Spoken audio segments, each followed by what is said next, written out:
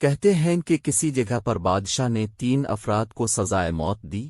بادشاہ کے حکم کی تعمیل میں ان تینوں کو پھانسی گھاٹ پر لے جایا گیا، جہاں ایک بہت بڑا لکڑی کا تختہ تھا جس کے ساتھ پتھروں سے بنا ایک مینار، اور مینار پر ایک بہت بڑا بھاری پتھر مضبوط رسے سے بندھا ہوا ایک چرخے پر جھول رہا تھا۔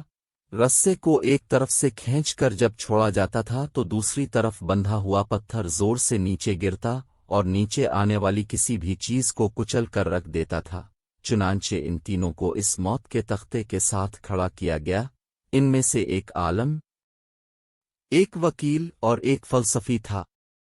سب سے پہلے عالم کو اس تختہ پر عین پتھر گرنے کے مقام پر لٹایا گیا اور اس کی آخری خواہش پوچھی گئی تو عالم کہنے لگا، میرا خدا پر پختہ یقین ہے، وہی موت دے گا اور زندگی بخشے گا، بس اس کے سوا کچھ نہیں کہنا۔ اس کے بعد رسے کو جیسے ہی کھولا تو پتھر پوری قوت سے نیچے آیا اور عالم کے سر کے اوپر آ کر رک گیا۔ یہ دیکھ کر سب حیران رہ گئے اور عالم کے پختہ یقین کی وجہ سے اس کی جان بچ گئی اور رسہ واپس کھینچ لیا گیا۔ اس کے بعد وکیل کی باری تھی۔ اس کو بھی تختہ دار پر لٹا کر جب آخری خواہش پوچھی گئی تو وہ کہنے لگا، میں حق اور سچ کا وکیل ہوں اور جیت ہمیشہ انصاف کی ہوتی ہے، یہاں بھی انصاف ہوگا۔ اس کے بعد رسے کو دوبارہ کھولا گیا، پھر پتھر پوری قوت سے نیچے آیا اور اس بار بھی وکیل کے سر پر پہنچ کر رک گیا۔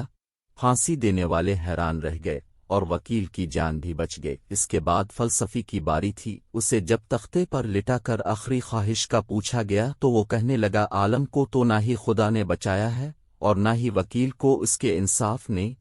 دراصل میں نے غور سے دیکھا ہے کہ رسے پر ایک جگہ گانٹھ ہے جو چرخی کے اوپر گھومنے میں رکاوٹ کی وجہ بنتی ہے، جس سے رسہ پورا کھلتا نہیں اور پتھر پورا نیچے نہیں گرتا۔